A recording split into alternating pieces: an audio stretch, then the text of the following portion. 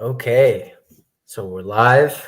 This is going to be an interesting episode where we're going to review a movie called Drive My Car, and it was influenced from Murakami. Apparently, it's from a short story. I haven't read the short story, so I don't know. I mean, obviously, there's always that debate about like, oh, it's better, the novel's better than the movie, and so on and so on. But I don't get to have that experience, so maybe it helps me, maybe it doesn't. Mhm. Um, I think it's always better to read the story or the novel or the short story after having watched the movie. mm, And I am of the opinion that actually now, because we are talking about a movie that many people may not have watched it yet, the question of spoilers always comes up. And I'm of the belief that people should just embrace spoilers. If you're watching a review, if you're listening to people talk about a work of art, just don't worry. Don't worry about spoilers. And we go back to the stories that we enjoy, even though we know the endings or how the story goes. It's not about it cannot be spoiled just because you know what happened at the end or who the people are or what happened to them, how they felt. So let the movie spoil it. That's my way. When I do both read and watch, I let the movie first spoil the basic narrative structure, and then I'll go to the text because the text is richer. You can fill in a lot of the gaps. mm, And okay. this film, I found it quite interesting because there were some discrepancies between the short story, as I recall, and the movie. So I think it's better to focus first and primarily on the movie. Okay. So So let me ask you this: Did you like it? strangely enough, I actually liked it. And some of the aspects that I liked it was that for me, it kind of maintained this. It wasn't like a super intense um, tension, but Mhm. it maintained this kind of unsaid tension that I feel doesn't get fully released until that scene of them in the car. Right, the two guys, the two men. Yes, yes, So yes. that was the scene. That Okay. yes, that was the scene. That was the scene that made it for me. In my opinion, that scene made the whole movie for me because it like the whole time I'm like, is he ever gonna are they ever really gonna talk seriously about this? You know? Um and the thing is it carries over because now the boy is like he's like the inheritor Hmm. of the tension that she carried, the things that she never said to him, that she wanted to say to him. And you could say that's really what kind of interested me about the movie.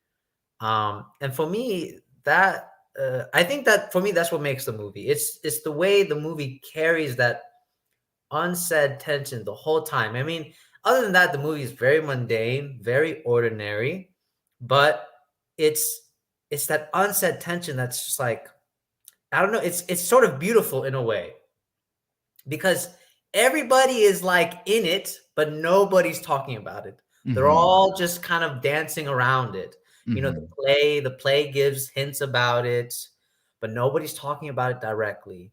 Not even the girl, um, with her own experience, the driver, the girl herself, she doesn't even want to get herself involved.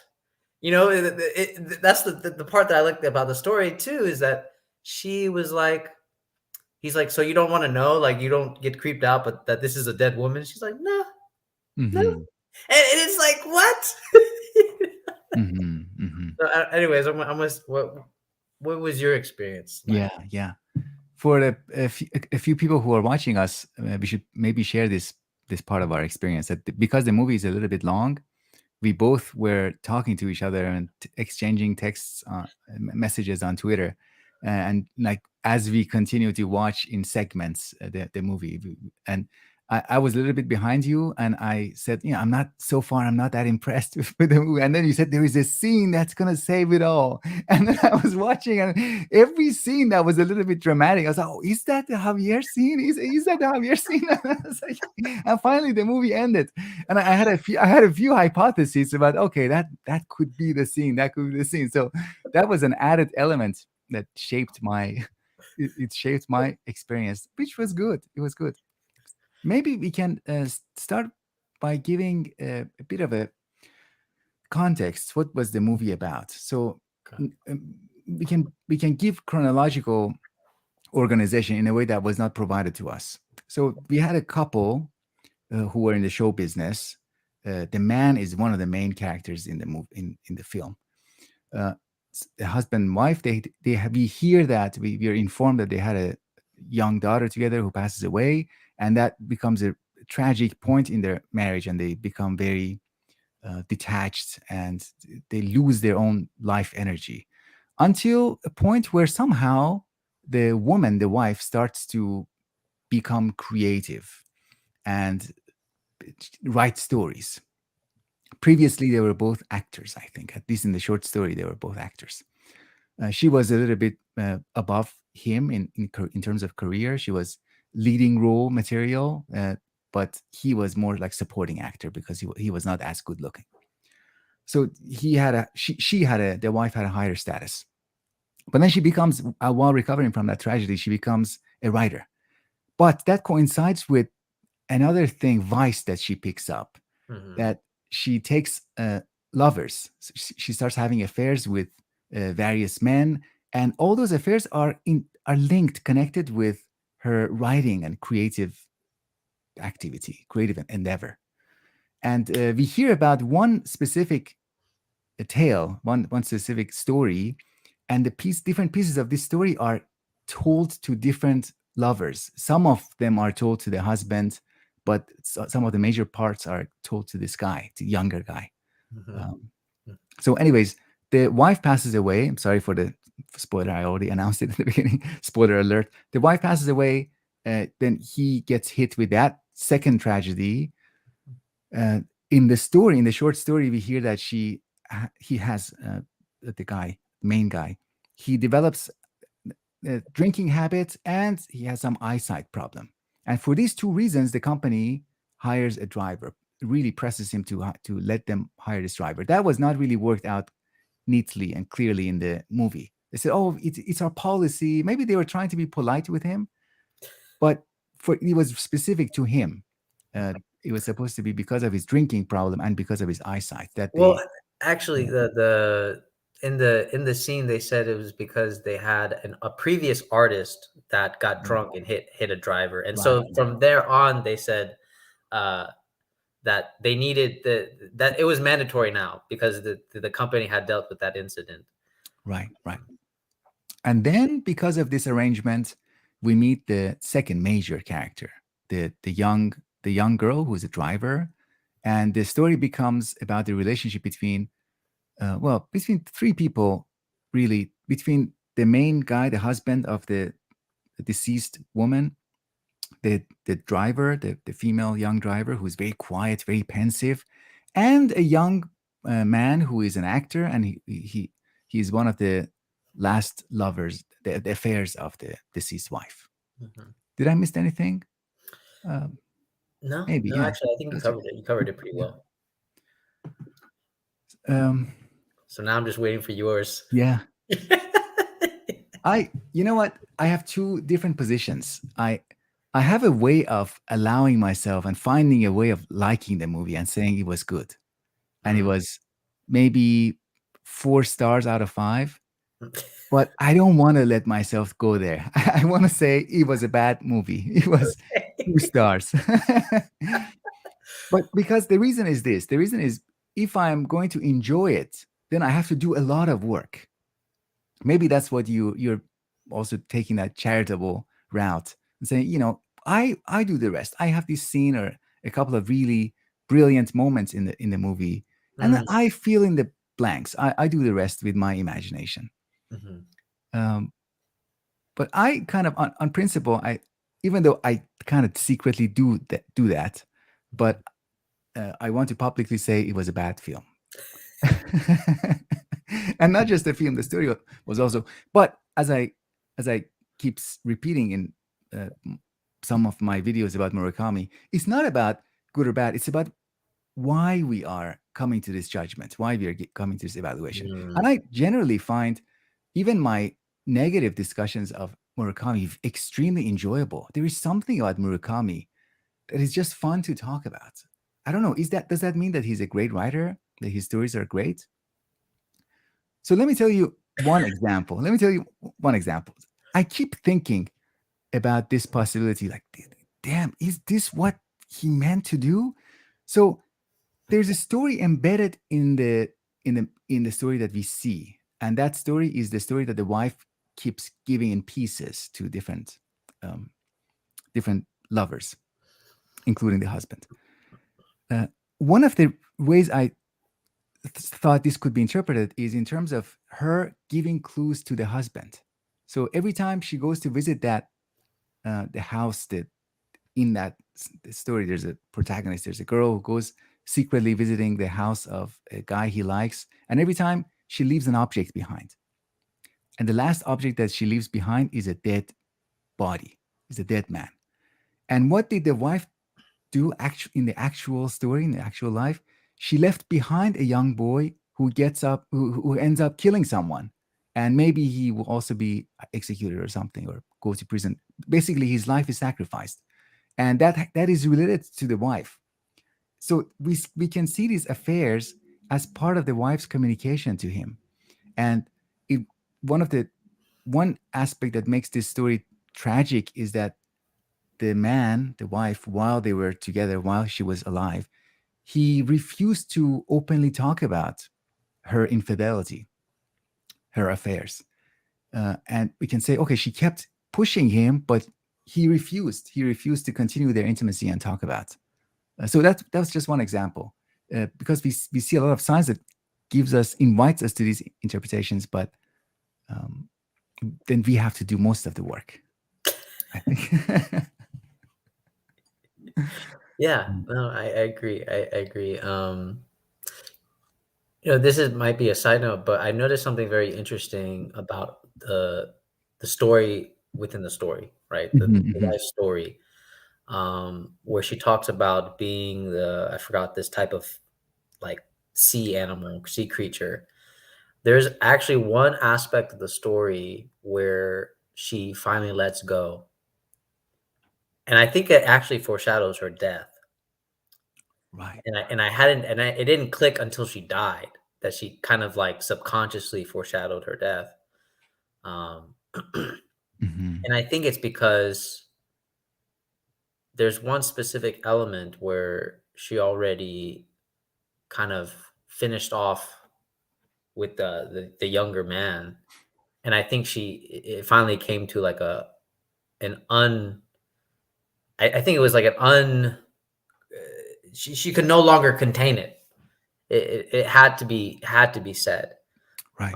What's Mhm, fascinating about this movie is that philosophically, this is the part that really interests me is about this idea of naming and not naming, mhm, and how we can't it's so hard to determine if you really want to name it or don't want to name it.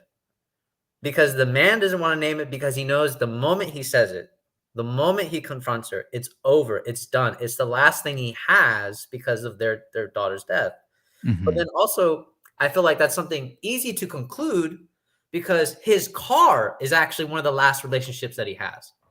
mhm. Yeah. Because he gets mad at his wife. He says, I hate the way you drive. I Mhm, hate the way you drive this car. And he doesn't want to have anybody else drive it. And I started getting hints of this when the young girl says, you take very good care of your car. Like it's in a really good condition, like mhm. really good condition. Yeah. So it's it's a very and it's funny because it's like this whole element of driving is exactly how they get closer because she takes care of his baby, his his child, Right. right? Right, right. So I don't know. Yeah. I mean, these are like the little elements that were like gold to me, with just to think about. Yeah, yeah, Um, yeah, yeah. Exactly, exactly. It becomes a movie that triggers our thinking, stimulates philosophy, and that's my problem. But I can suspend that problem and say, okay, let's think with it. Let's think with this movie. But in general, I want to, when I watch a movie, I like to perceive. I like to mhm, actually see. I like to see concrete moments and sensations and imagine. So what do you see this car uh, as? Like the title of the movie also, Drive My Car. mhm, Drive My Car, and he has a car. The okay, car is almost like a character in the story. He's one of the characters. We can say that the car is his life. He doesn't like it when he tries so hard to tell his wife or act as if everything is fine in his marriage. But there's one thing he cannot pretend, that he's okay with her driving. That's the only sign, that just the only symptom that is let out. Uh, mhm, of course, that's not his only problem, but it's the only thing that he expresses. mhm, Uh, so that problem is in the story. We read that he generally has problems uh, uh, when a woman is driving a car and he's on the passenger seat.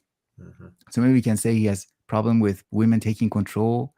Maybe when things are unpredictable. With the confrontation issue, he doesn't. It's not that he will certainly lose his wife if they talk about the topic of unfaithfulness.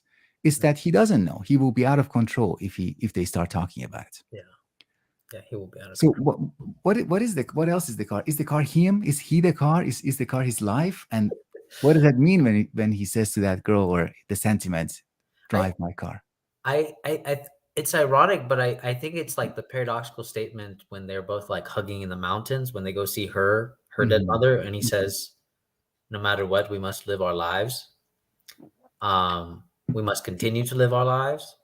I feel Yeah. like that is a symbolic element of the car, but it's ironic because it's you. There is an aspect of like you can't really control that.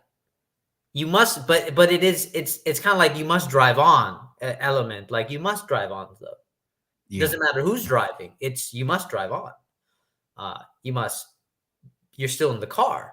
Right. Uh, and you know what's a really creepy scene that was when the boy goes to jail, Mhm. right? And then I think the was it the two, I don't know if it's like the two company Producers. people. Yeah. Let's say producers. Yeah. Yeah, the two producers, right?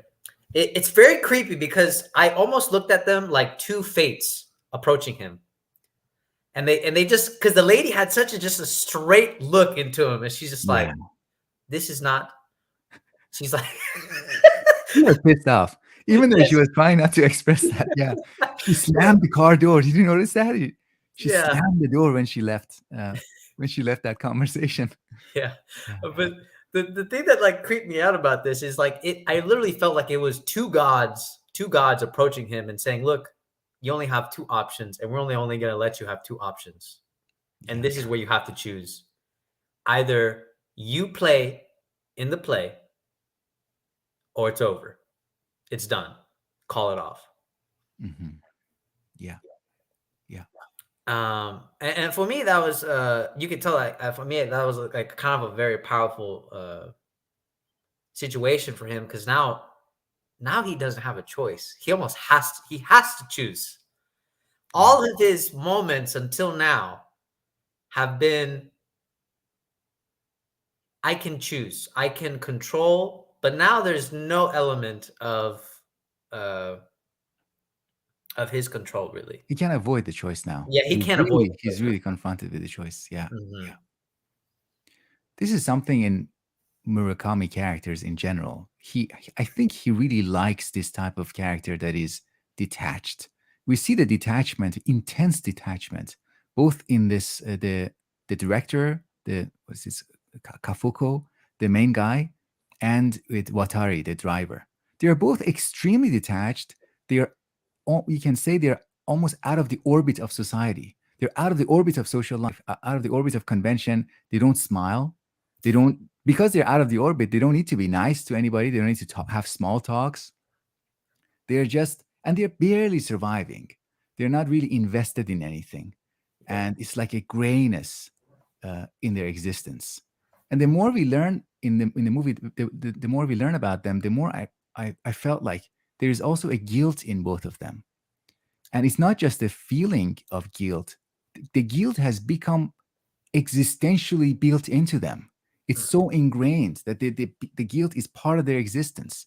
With the girl in relation to her mother, with him in relation to the wife, they both feel responsible, and they both told each other, "Yeah, we killed them." It's like what?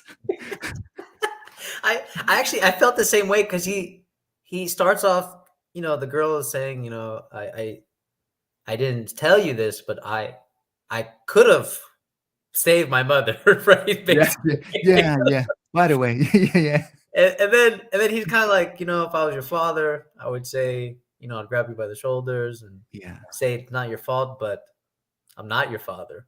So right.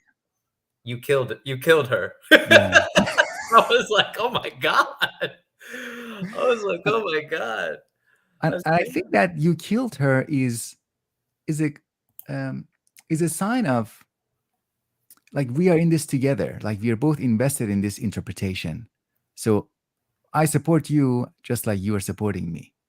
We are both choosing this way of being like dwelling with our guilt, with our detachment, with our sense of responsibility, a kind of responsibility that doesn't really translate into action. It's just like, yeah, we are responsible for.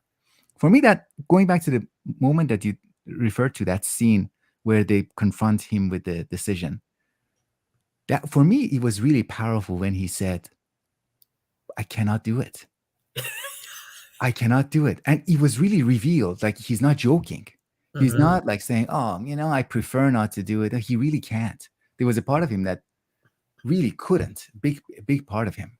It was in a way impossible. And that for me, that was also part of his preference to be detached, to not go on living. Yeah. And this bleeds into the elements of why he stopped acting, Hmm. because he says to the young man, he says, I can't do it because there's something about Chekhov when you play his characters, they just they're gonna pull it out. It's gonna pull it out of me. Every existential thing is gonna come out of me. Right. Yeah. Yeah. Yeah. Interesting. Uh,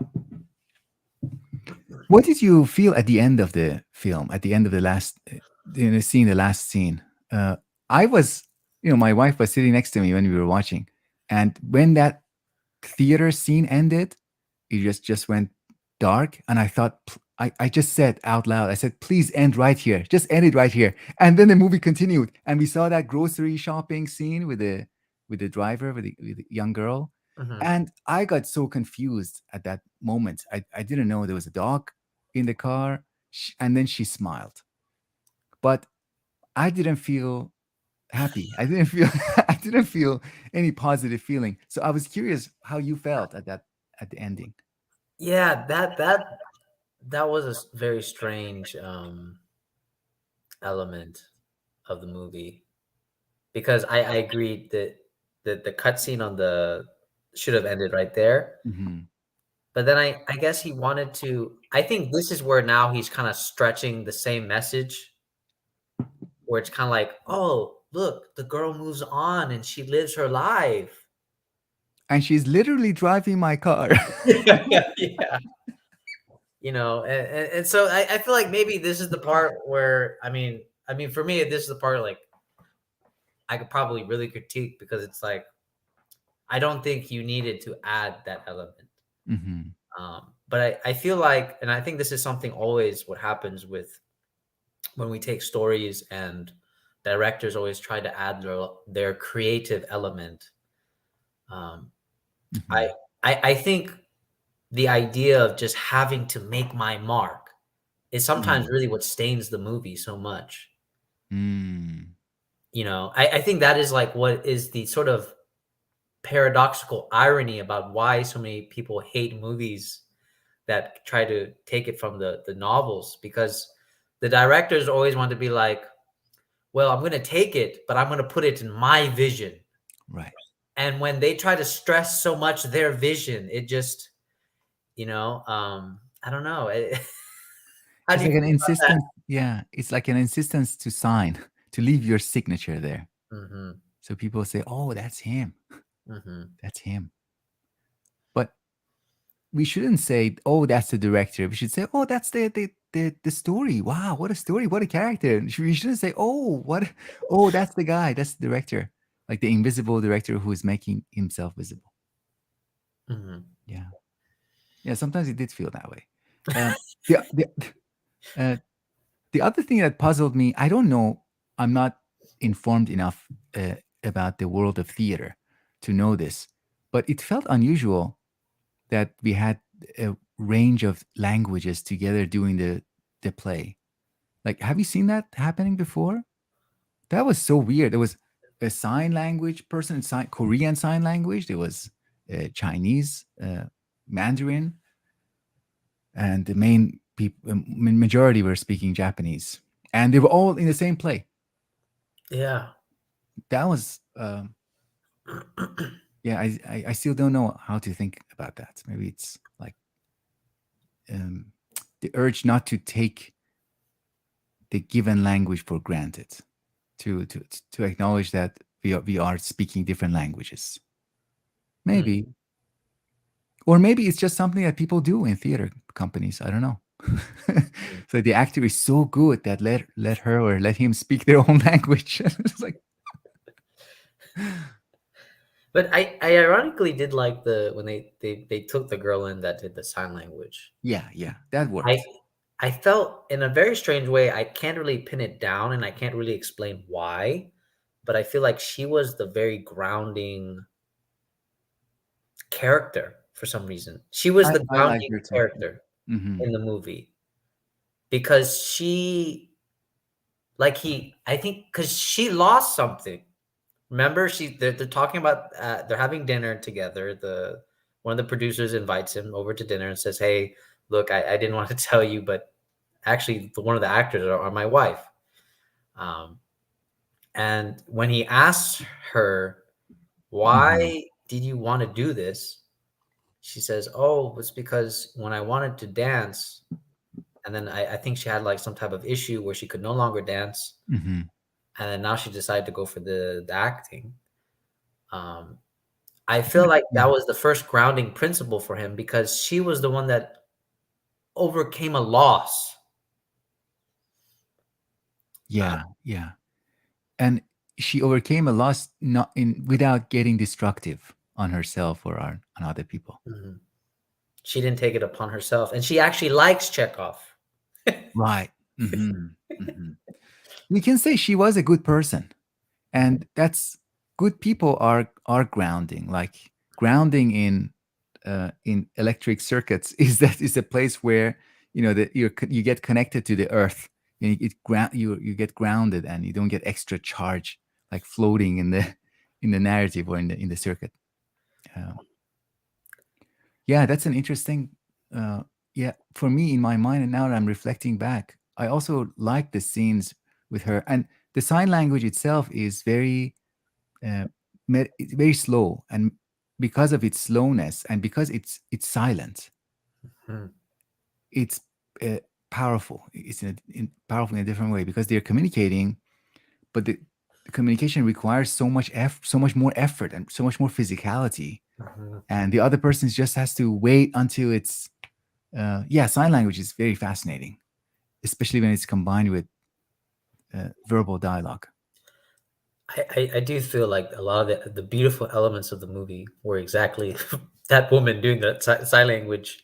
And for some reason, I particularly liked it when she would do like the breath to like express something so profound. She'd be like, you know, Right. and Yeah. I found that amazing.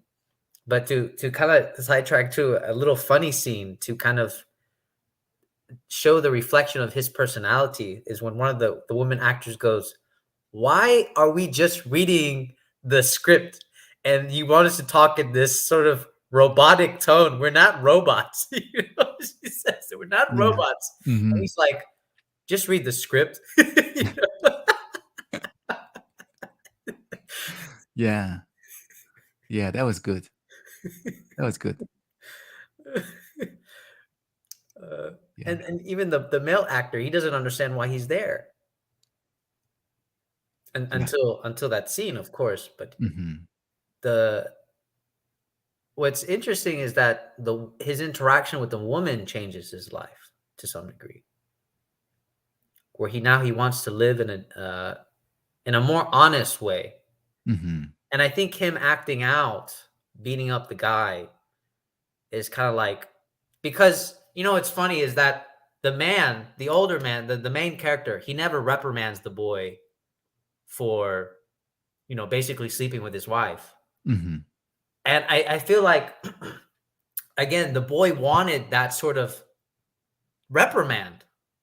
I think he wanted it because he he just and he never gets it because again the main character is so detached Hmm. throughout most of the movie that he's never gonna tell the guy, like and so I feel like the boy, he reprimands himself. He Hmm. he beats up a man, and then it just happens to be the fact that the guy dies. The boy that he beats up, and then when the police are say like, I'm here to take you," he's like, "Yeah, Yeah. I Let's did go. it. I Yeah. did it. Yeah. Yeah, take me. Take me." You Yeah. know? Yeah. I'm just gonna change because he was wearing theater clothes. Yeah. His Rose clothes. Yeah.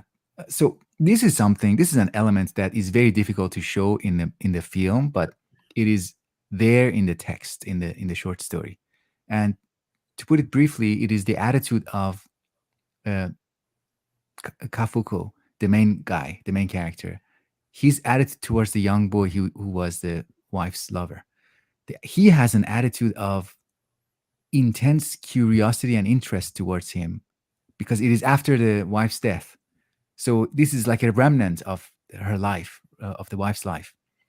He's intensely curious in him, while at the same time, that curiosity takes a perverse flavor. It becomes a little bit twisted, and it turns into a death wish. He wants to kill him. He wants to like do something to punish him. So that kind of, because in the film the actor's face is so flat and so emotionless, it is almost impossible to communicate that. How his stance towards this young boy is like, in my experience, it seemed like he was just tolerating him. Like, oh yeah, you want to hang out with me more? Okay, fine. Let's go. Let's go have a drink. I'm done. I'm tired now. But he's actually quite. He seeks out his a friendship with him, and he wants to spend time with him, and he has really intense mixed emotions towards him. The young guy, I don't remember much from the story, but yeah, I think I can understand he having a desire to punish himself, and maybe that he does punish himself by beating up that photographer. Yeah, yeah, that's Yeah, because he because I think he expressed like the young boy, he expresses in many roundabout ways, like I'm surprised you picked me, like like right. Yeah, because you know what I know and you know what I know, and nobody's gonna say what we know. yeah, yeah, exactly.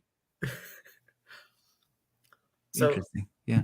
is this would you say that is this like faithful, this movie is faithful to the Murakami elements that you know of?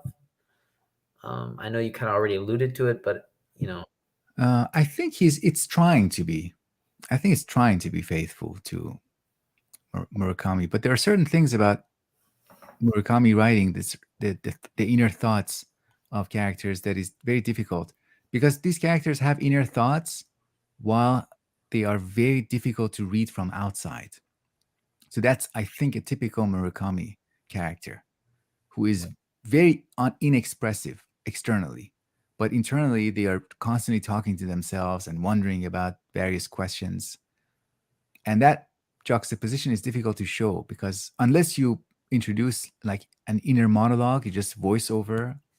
Um, I want. Did I miss that? Am I forgetting that the movie had that? I don't remember this movie having that inner monologue, like a narrator telling a story. But I think Murakami stories to be movies, they might need something like that, something, a solution like that. Yeah, I agree because they do have a lot of inner monologue, and Yeah. Mhm. I think the director or the story tried to make it to where the inner monologue was the wife's story. Mhm. I think so because that was the one element that was constant throughout the whole thing. Yeah, very cryptic. The wife Yes. story and the Uncle Vanya, the Chekhov. Those two stories were commentaries, but they're very cryptic, extremely cryptic.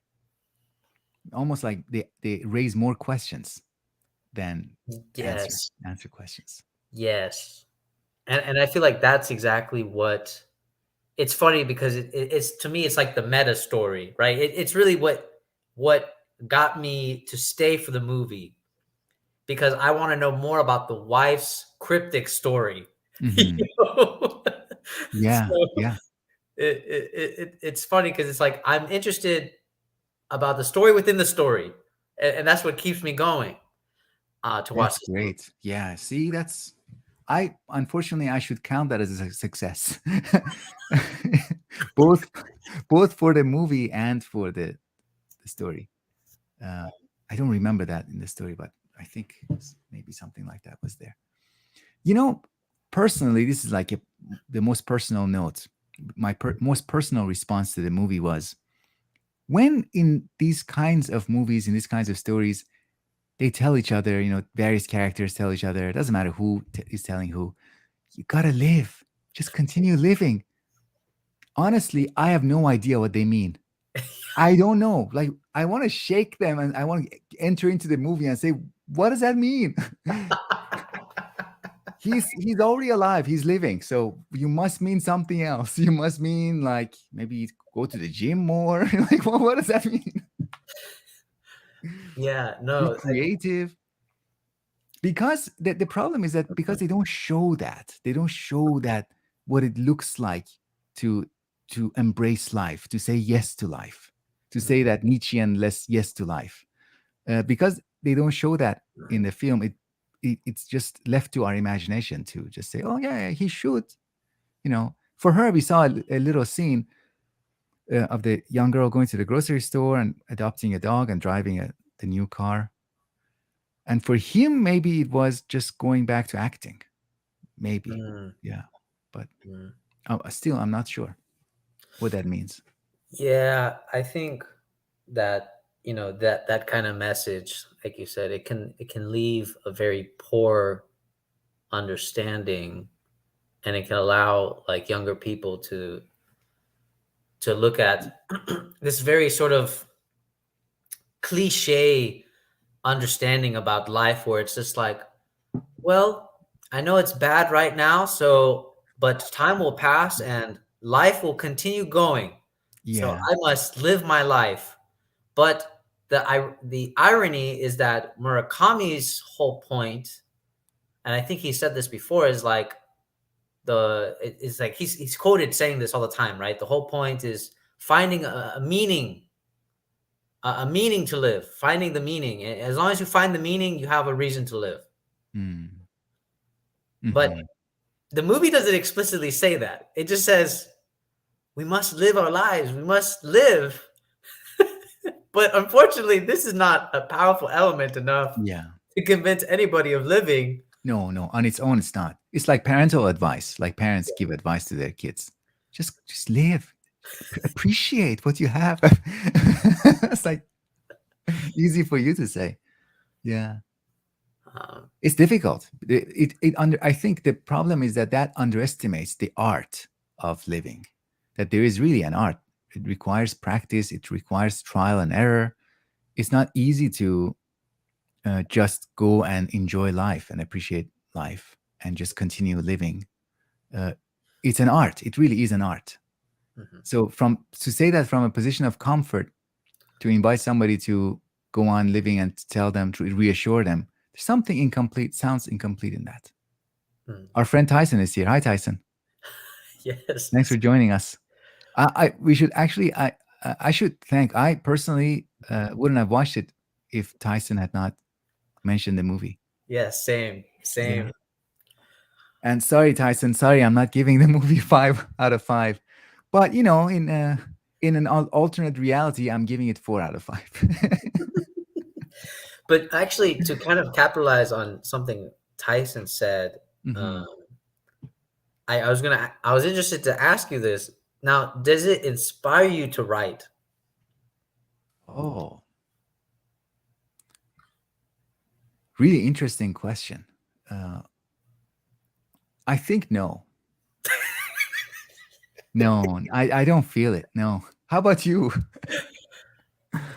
Ironically enough, it showed me some elements about writing that you could take from the to borrow from the wife, but it showed me like we cannot confine writing to Just writing. just sitting down on the desk, right?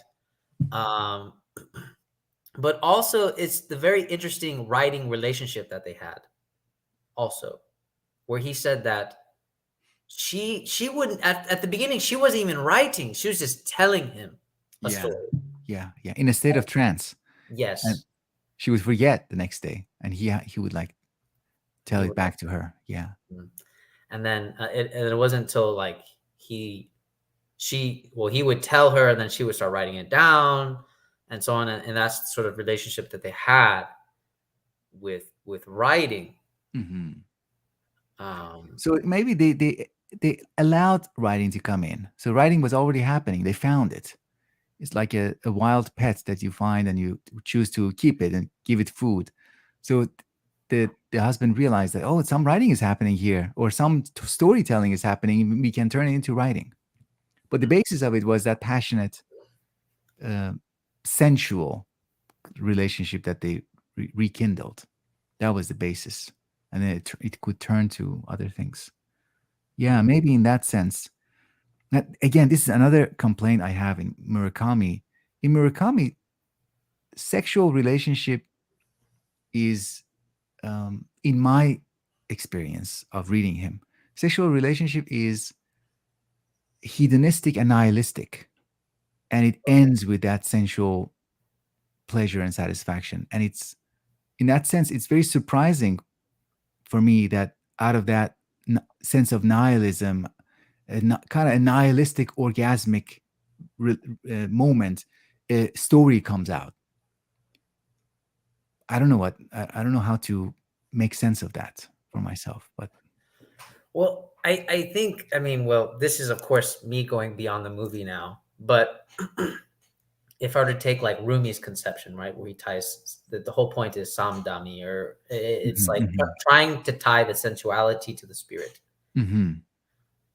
There's room for interpretation on the woman, to where the reason why she is sleeping with so many other men is because she's trying to answer unconsciously something about herself. And that is exactly why, and it's also how she's dealing with the daughter, the death of the daughter, because both of them are handling it terribly. Yeah, um, yeah, yeah, yeah. That's an excellent way of seeing it. That she was finding different pieces of relationship, different pieces of the story that she wanted to say in different affairs, different relationships with other people, and she was not in full control. She was um, just gave her consent to explore that, and maybe that was not unrelated to the relationship she had with her husband and with her grief. That was a Yeah. Tyson says it was too overwhelming to think about writing after watching. Yeah, because of how the writing is framed. Writing is really framed as a bloody activity, as a really as an activity that can do damage to your life to your to your commitments and your relationships. Mhm. Yeah. You want to read this part? The so Tyson just said, he said that moment in the car when the actor, I think, says there is no secret place that the I think that is just who she was a key into the film was trying to say about relationships. Hmm. Oh yeah, that's right. When the boy just says, "Well, that's just how she is," um, and there's no hiding anymore. And it is such a haunting scene because the boy, everything gets dark. Everything gets dark about this scene, and it's just the boy's face just Yeah. looking straight at him. And the light was projecting so hard on his face. It was like bright, like an angel, like an angel of death. Yeah, that was too intense. That That that's really the scene that got me because this was the moment that he had no choice. Just he had to listen to it, and he had to look at that guy that slept with his wife. Everything he had to face it all in that single moment. yeah, And for yeah, me, that scene carried such a weight, um, and also such a sense of relief. I mean, it felt like a sense of relief for me because it was like finally you guys are talking about this and he's and the main character is shocked because he's like, yeah, I've heard that story before, and he's like, no, you didn't listen. There's more to this story. yeah. You don't know the story. Yeah, you You don't know don't the know the full story. story. Yeah, that's a Mm, great discovery. Yeah, that's a really important turning point. And I'm glad that he generously offered what he knew, because I thought a possibility would have been to say, I know, and I'm not going to tell you. I know there is more to the story, and you will be in the dark. And he ended that monologue by saying, there might be more to the story, and we will never know. So, together, if you put together all the knowledge that all these men who were intimate with her, even if you put all the pieces in their minds together, maybe they even together they don't know everything about the story, and by consequently they don't know everything about her, this deceased uh, woman. mm, There was a parallel between, like, one of the things that I wanted to talk about was, um, if you have some time left, it was the similarities between the two main characters, the young woman and the director. Uh, for on the one hand, the director, this man, even though he was not talking about he was not talking about the wife's affairs with her, but that piece of their marriage really consumed his mind and became the main thing, and didn't allow him to really appreciate and be with her. On the other hand, we had this uh, little girl who said, when I was a young girl, my mother would beat me, and after beating me, she would switch to a different personality when she was childish. oh yeah, I forgot And about that. that character had a name. Her name was, I think, Sachi or something. And Sachi became my best friend. And even though that was such a small part of her relationship with her mother, but that became the main thing for her. So a small part, how so the two characters, despite all their similarities, they each picked a small part of the relationship. For one of them, that was a good part. For the other one, it was negative, and they turned it into the main theme of being related to another person, being with another person. So different solutions, different interpretations. I found that Mm. quite interesting too. Yeah, we could go so far as to say that the wife herself projected herself as like this little sea creature, like holding on to a rock, right?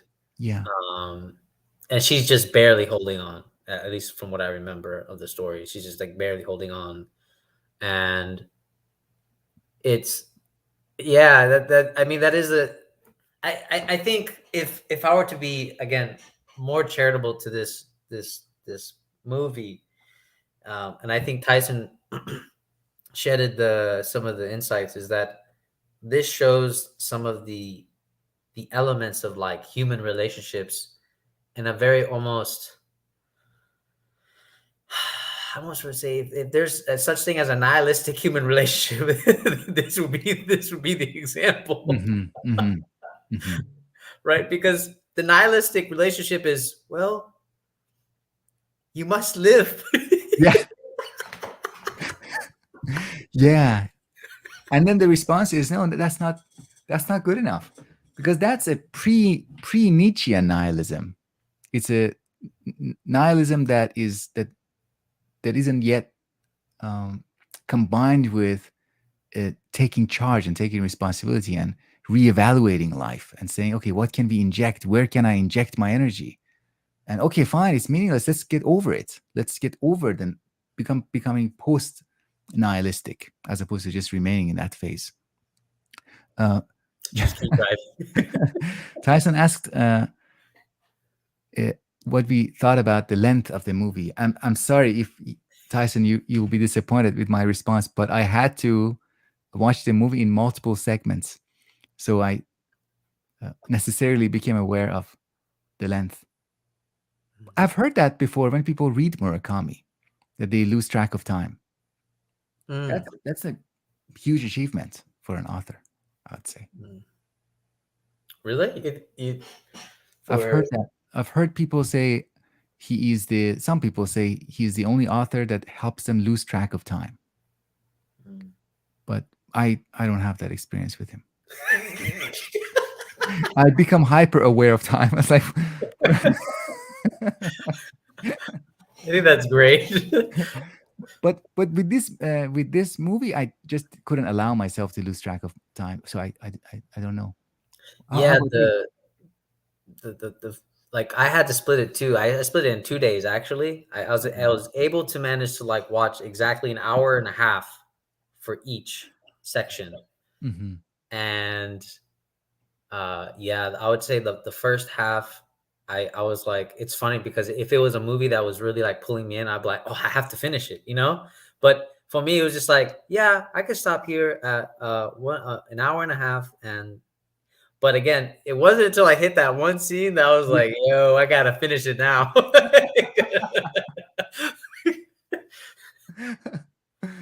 Yeah, that was a good scene. It was a good scene not just because it helped us make sense of things before that scene, but it also sheds light on what comes after. How he responds to his getting arrested, as you described. Mhm. He's like nonchalant in response to getting arrested. Yeah, let's go. Yeah, I did it. Uh, I'm guilty. Because it Yeah. was really driving me crazy because it was just no, there was really no dialogue happening half the time. No substantial dialogue. The only thing that was substantially happening was the tapes. That was it. That was the only thing that was substantial in anything that to kind of play on the metaphor that kept driving the story. That was it. Because Yeah. the girl doesn't. She does not going to talk about it. She's perfectly okay with this tape being about a dead woman. Yeah. Nothing more to say. He's just like, oh, I forget that you're here sometimes.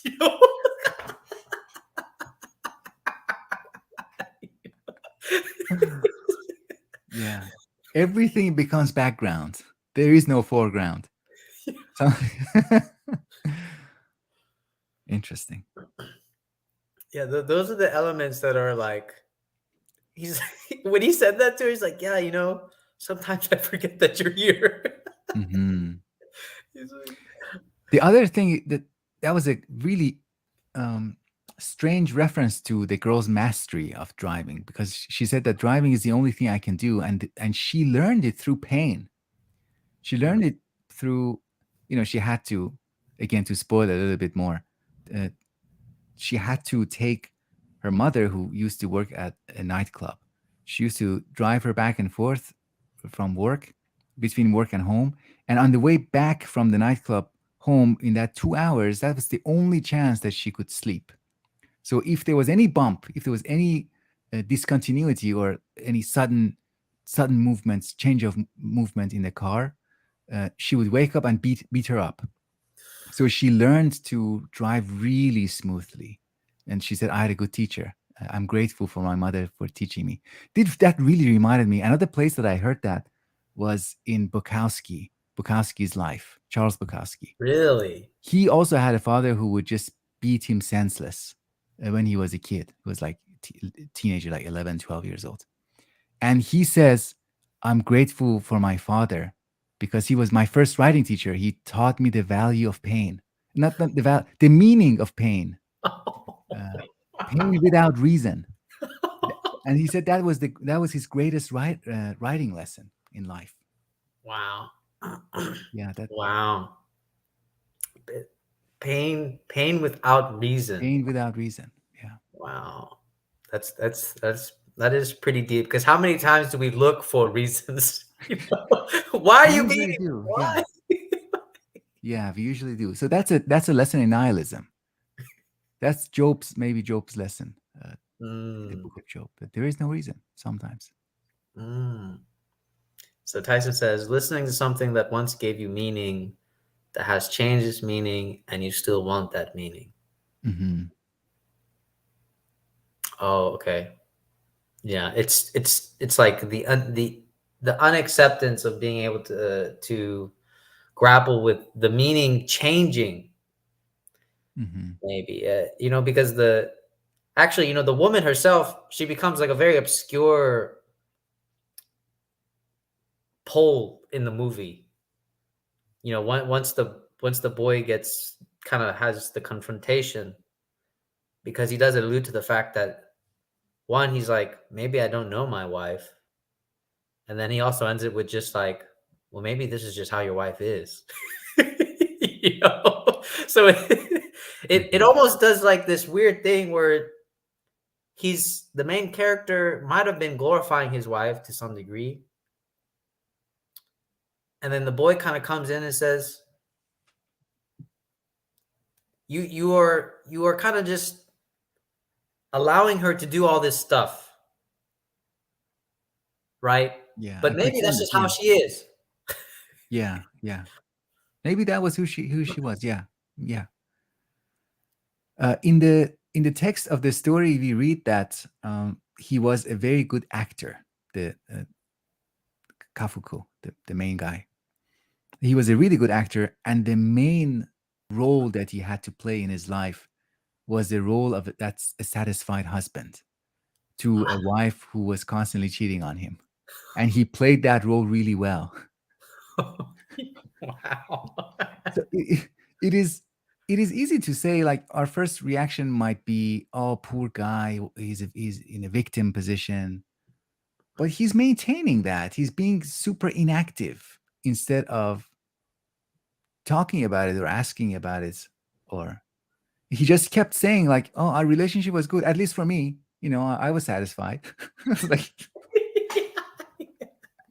Yeah, I got that hint when he was talking about. He's like, yeah, our relationship was good, the sex was good, at least for me. yeah, You know, it's like, I was like, oh my god, okay. I mean, yeah, I, I yeah. will I will admit, this is a character that is.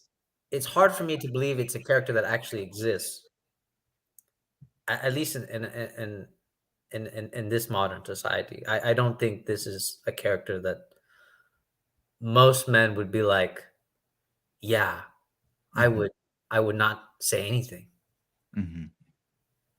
But it also throws that element of like, well, there's the aspect of the daughter dying. So it could be this weird perversion of just like, because I've heard this before, that this idea about when a child dies, it's actually very difficult to heal and remedy the relationship.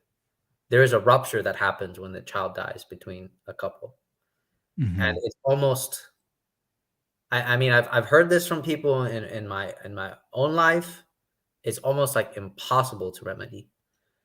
So it does kind of maybe point in that direction about, it's a very difficult thing to handle. Hmm.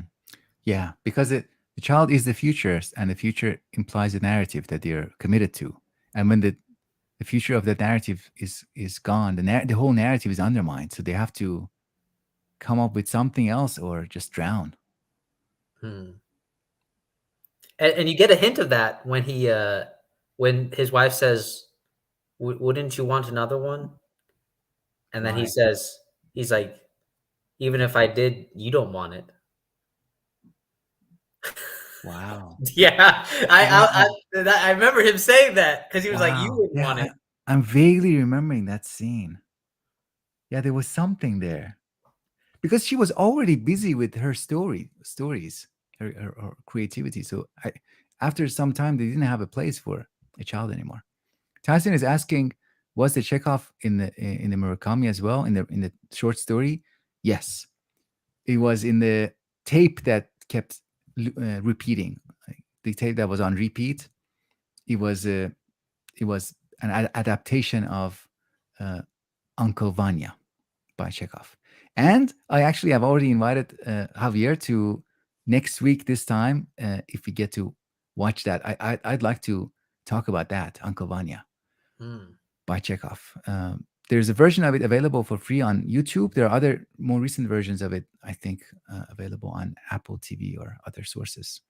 But Tyson, if you're interested, join us. We can do a three person conversation on that. Have you watched that already, Javier? No, I have not. I watched. I started watching it. I started watching Hmm. it. So, I got interested. I was like, "Oh, this is Uncle Vanya from the elements of the movie that they're talking about." So this has to Yeah, do with Chekhov. yeah. Um, Murakami has these elements. Like he just leaves hints without saying why. Uh, like that critique of pure reason in his second novella. And the character just he really loves critique of pure reason, just puts it in next to his bed. I was like, what? Why? And now we have Chekhov and Uncle Vanya. that's I. It's interesting because I feel like there's an aspect of Murakami that is there's there's what Murakami says, right? Hmm. And then there's Murakami unconscious Yes. Yeah. because he writes so prolifically, right? He writes so much and just so like he just sits there and he writes that sometimes it makes me I feel like there is a theory that one could study and be like Murakami is almost unconsciously nihilistic. you know?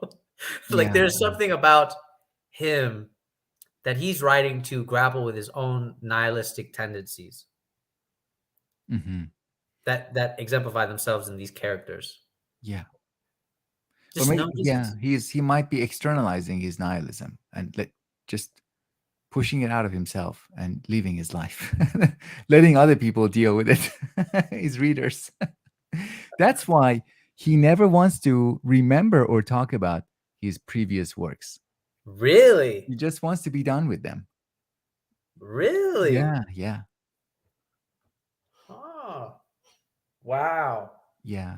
It's funny because I can't really talk because that's exactly how I feel half the time with Mm, most of my poetry work. Like I never want anybody to bring it up to me mm, because I'm like I know exactly what period of life that was. I'm done with it. I did it. I worked it out. I wrote it. There's nothing more needs to be said. yeah, yeah. And the reader shouldn't expect the writer to come back and continue writing. Like, oh, let's clarify some things, please, dear author. Please, what did you mean here? It's like, no, I'm done. I, my work is finished. Now it's up to you. It's your turn. So yeah, I guess it could be the fact that maybe there's why there are these elements where there has no reason. It's because really maybe only Murakami would know the reason, and it really at least it could show a sincere like art is really meant for somebody tackling themselves Hmm. because I hate art that is just like for the crowd. Art for the crowd is always um, predictable. It's always it just has that that for me it just has that smell that I'm just like I hate it. I hate that smell of Hmm. art Hmm. that's for other people. I've done the sin myself. But when you're doing art for you, and as a way to like get to know yourself, as a way to grapple with yourself and the elements of your life, then it could actually symbolically show why so many people get trapped in Murakami, because it could actually show how nihilistic people really are without Yeah. them really realizing it. I really think that Murakami is a writer that describes our human condition now, our isolation, our atomization, our awareness of how little we can communicate with each other successfully, and our hyper awareness of the absence of these established meaning sources, the providers of meaning. Like the last thing that is left in Murakami novels as a source of meaning um, is food and music. Mm. Food, and not just food as something to eat, but also as something to prepare, something to cook. That's why grocery shopping is significant. It's actually a very meaningful activity. Grocery shopping is one of the last things we can enjoy meaning in. Mm. Even human relationships are not meaningful for Murakami, I think, because they're incomplete, they're imperfect, we misunderstand them, can't appreciate them. And after the person dies, we just begin them, so often. So often at the beginning point of the relationship is after it's lost for these stories. Anyways. Actually a very good point. And there's also I've noted I can only relate to this one specific novel with the, Hmm. the 1Q84, Hmm. because there is a section in the beginning where the main character is also being driven, and it's I don't know, maybe it's a theme, but I there is a theme, at least a link between these two, in the sense that both of the drivers in both novels or both stories, they carry a type of wisdom, which is just, for me, it's just kind of fascinating to think about, because the driver in 1Q84 says something like very interesting from the beginning that drives the whole rest of the novel. And it basically says, the driver says, okay, whatever you think, whatever appearances you think, that's not true. Mm. Right. And it just drives the whole novel. And it's fascinating to think about now, looking at this movie, and because now I want to read the short story. Um, how maybe in this version, it's like the girl actually has the embodied wisdom. She carries the embodied wisdom Hmm. this character needs to tackle his journey, which is a sort of fascinating thing. And I wonder if we could even go so far to say, like, you know what? It's the unconscious that's driving us, not even consciousness itself. It's the unconscious that is driving us, Right. and that we have to listen to the unconscious. Pay some attention. So I mean, there's room to do this, but of course, that's just me adding more substance to the film that's not necessarily there. Yeah, but if we adopt the theory of the whole story is created unconsciously, then yeah, it's a collaboration with our unconscious. And what we see and what we like in the movie, regardless of what the intention behind the movie is important. So Mm. maybe for me, I should end with this note that maybe I should let myself see the movie in its most enjoyable uh, version that I can find in it, as opposed to the version that annoys me the most. Because then I can enter into a relationship with the movie and then remember it later, remember it fondly, compare it with other movies. Yeah, okay, I'll do that. Thanks to you. Thanks. I guess I guess this is something about me, and I'm starting to slowly realize this about myself, is that for me, I always like to put the best light possible. Make like I have to force myself that connection, that best light possible. Um, Hmm. and it's like, because even if it was, because I've seen really bad movies, right? But the funny thing about really bad movies is that sometimes they're so bad, it's funny. It's actually enjoyable, like, Right. and So I always feel like there's that element that for me as like a practice, I mean, it's just for me. I don't try to impose it on anybody, but for me, it's always like, how can I interpret this in the best way possible? And yes, it might have to do a lot of work. I might have to do a lot of work on my end. Hmm. And I totally understand when people are like, but dude, that the point is not for me to do the work, right? Like my point is to actually watch the movie, and it should be in my perceiving. Right. And Hmm. I actually I totally agree with you, and I'm not gonna lie, and it and it could be the fact that I haven't watched a movie in a while. The last movie I saw was Spider-Man, Mm. so you could say I already had my satisfaction from that action packed, and I kind of predicted that this movie was gonna be have like a very mundane element. Because even my best friends, I was showing them this trailer, like, yeah, it doesn't really look like it's gonna be a good movie because even the trailer doesn't really show anything. Right. Yeah. Yeah. Yeah. So when the movie in general is uneventful, then it does something really nice. It raises our sensitivity. Mm, So a gentle gesture or something that is mild, we receive it more intensely. We receive it with more awareness. But if mm. a movie is action packed and every 5 minutes something major happens, then we are not that sense. We are satiated. So we miss subtle signs and subtle, just like the sign language aspects of this movie. But so before we cut this off, Hmm. there's actually something I'm reminded about, and I think it has to do. It might have to do with we talked about this in my book club, right? About having these rules, right? These laws. Hmm. But within these laws, there's room for creativity. And I think what kind of fascinated me about this movie was some of the genuine moments between the actors. Because you could say the play, right? Acting out, there's there's elements that you have to follow. Right? You have to say the script, you have to do something, but there is like these elements within the script, within the environment, that always allows for an actual genuine real moment. And for some reason that really fascinated me, because even the main character saw this. He goes, this, when they're in the park, by the way, he said, this right here, this is a real move, this is a real moment, what happened?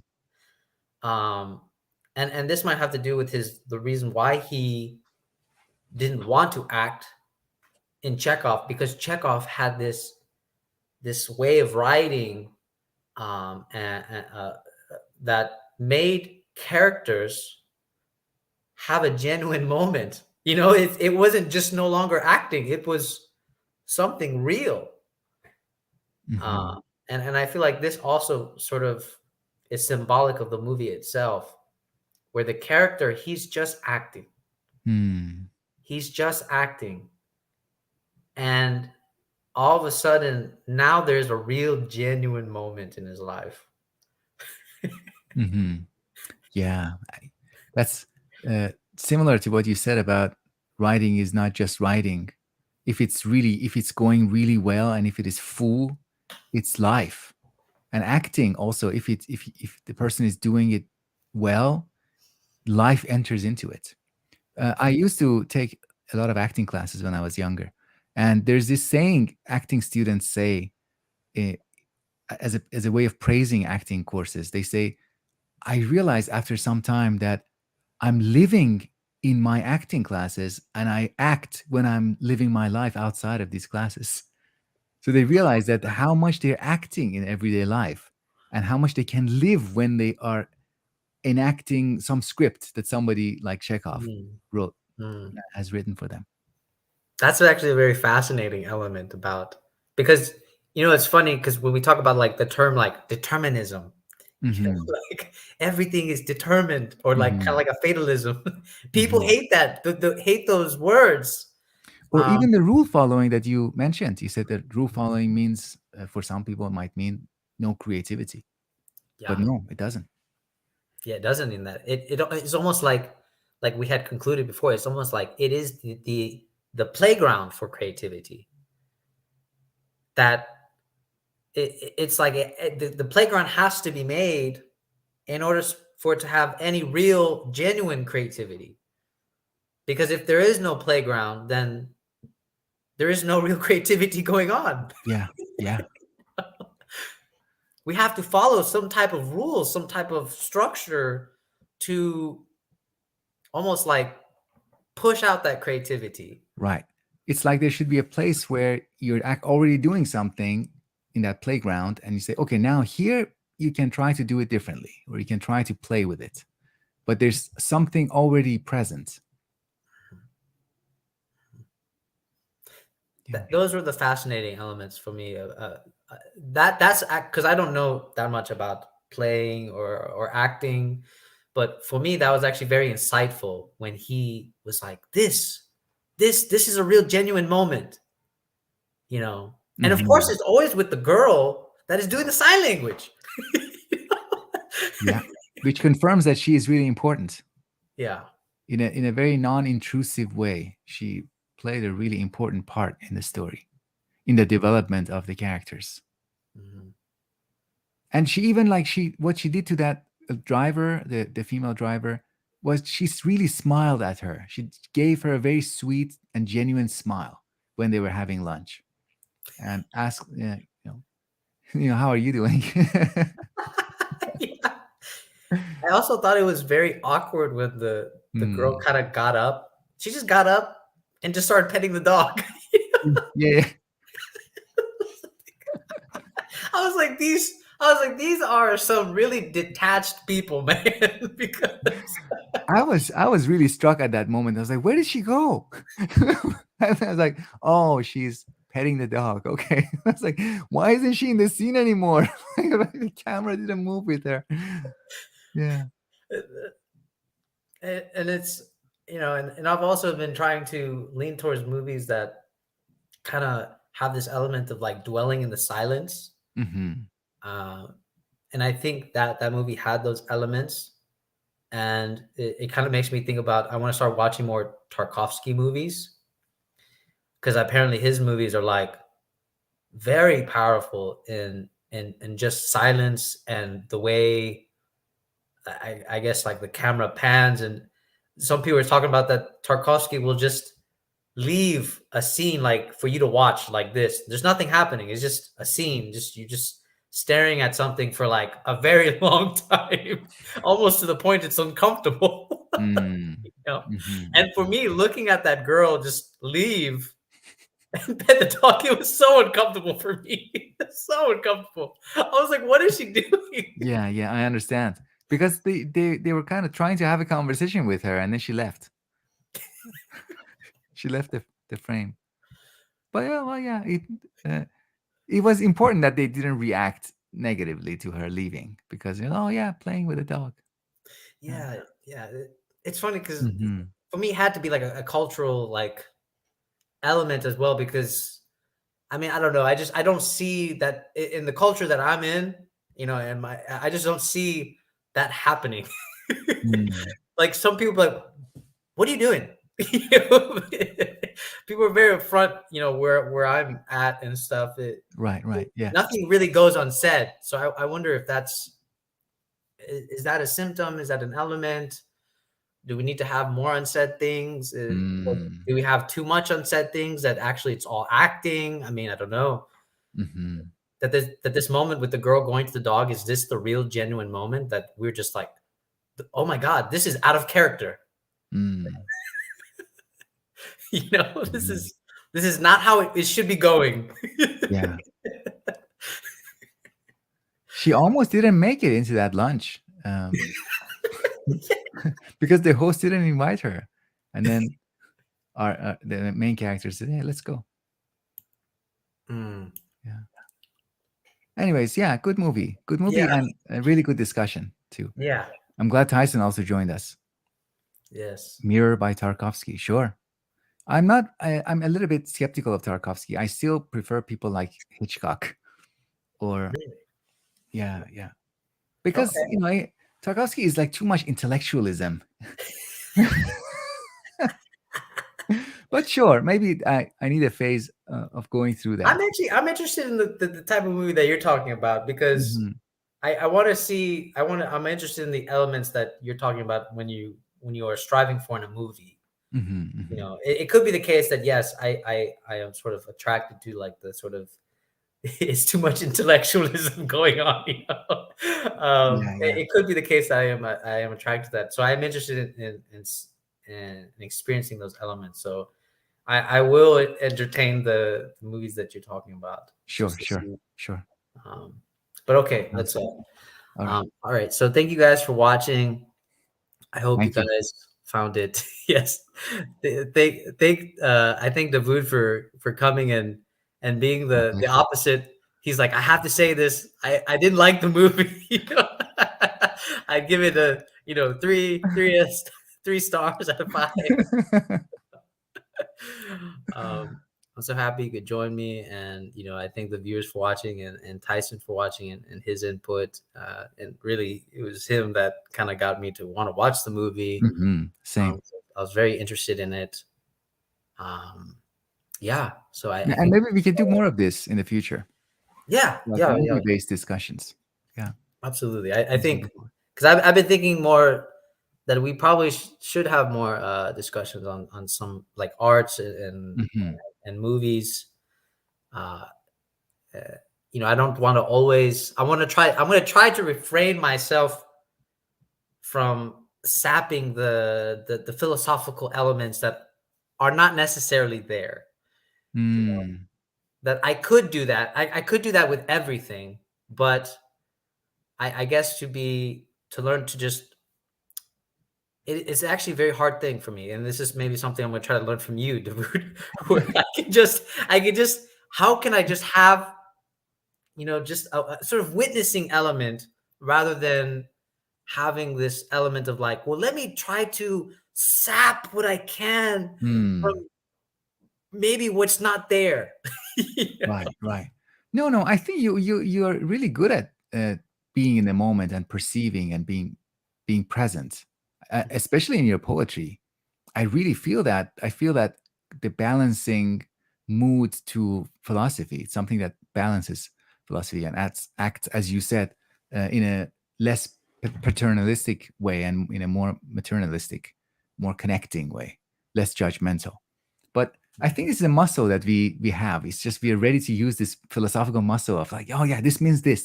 This one is connected to this is symbolic representation of you know, uh, and this muscle is uh, I think sometimes it can even get cramped by overuse.